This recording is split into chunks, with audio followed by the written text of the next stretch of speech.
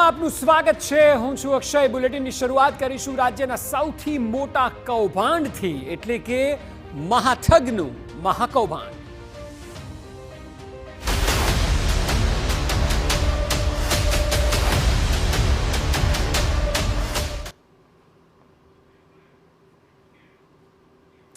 ભૂપેન્દ્રસિંહ ઝાલા એટલે કે BZ ગ્રુપનો CEO છેલ્લા 2 દિવસથી ફરાર છે, ત્યારે તેને લઈને અનેક નવા ખુલાસાઓ થઈ રહ્યા છે।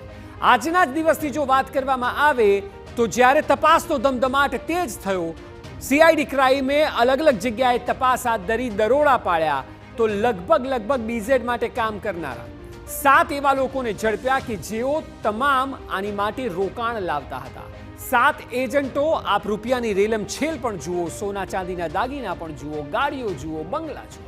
આ તમામ એજન્ટોમાં મુખ્ય એજન્ટ હતો મયુર, કે જે મયુરના રિમાન્ડ માંગવામાં આવ્યા છે।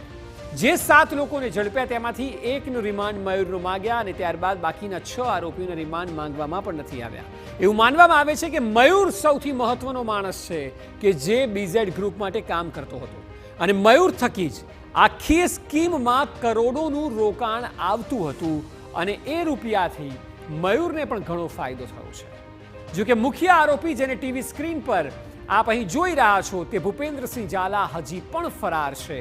તેનો કોઈ પતો લાગ્યો નથી અને તેને શોધવા માટે પણ તપાસનો ધમધમાટ તેજ કરાયો છે। પરંતુ એક માહિતી એ પણ મળી રહી છે કે આ ભૂપેન્દ્રસિંહ ઝાલા વિદેશ પણ ભાગી ગયો હોઈ શકે છે। આશંકાઓ છે, નજીકના વર્તુળોમાં વાતો છે કે પહેલેથી તેને જાણ હતી અને એટલા માટે નેપાળના મારફતે કાં તો દુબઈ કે પછી મલેશિયા કે માલદીવ, આ દેશોમાં તે જઈ શકે છે તેવી પૂરેપૂરી સંભાવના છે અને એટલા માટે લુકઆઉટ નોટિસ પણ જાહેર કરવામાં આવી છે।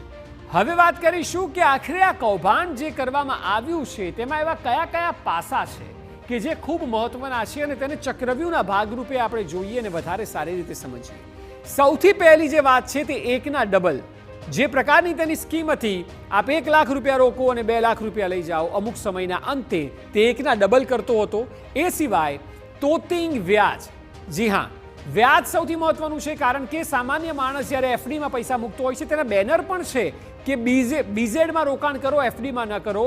5 થી 7% મહિને વ્યાજ આપતો હતો। આપ કલ્પના કરો, આટલું તોતિંગ વ્યાજ આપવામાં આવતું।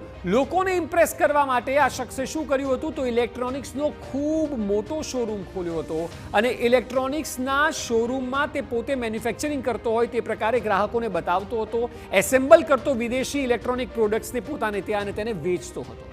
ત્યારબાદ તે શિક્ષણનો પણ વેપાર કરતો હતો, કારણ કે એજ્યુકેશનમાં પણ તેને શરૂઆતથી રસ હતો અને જે પ્રકારે આગળ આપણે રિપોર્ટમાં જોઈશું કે શિક્ષણમાં પણ તેણે ગફલા કર્યા છે। એટલે જ્યાં પણ તે ધંધો કરતો ત્યાં તે પોતે નીતિથી નહીં પરંતુ અનીતિથી જ ધંધાને આગળ વધારતો, સાથે રાજકીય વર્ગનો ઉપયોગ કરતો। તે ભાજપનો સભ્ય છે, ભાજપના ખેસ પહેરેલા, ટોપી પહેરેલા અનેક ફોટા તેના વાયરલ થયેલા છે। એ વાત અલગ છે કે પક્ષ હવે આનાકાની કરે છે, જે સ્વાભાવિક છે, પરંતુ તે ભાજપનો સભ્ય હતો। રાજકીય વર્ગનો પણ તે ઉપયોગ કરતો હતો અને એ સિવાય વૈભવી લાઈફસ્ટાઈલ, આ વ્યક્તિની લાઈફસ્ટાઈલ આપ જોશો તો આપને ખ્યાલ આવશે કે કેટલા રૂપિયા તે પોતાની પાછળ ખર્ચતો હતો અને એક બાદ એક તમામ બાબતો પરથી પડદો ઉચકીશું। જો કે બીઝેડ ગ્રુપ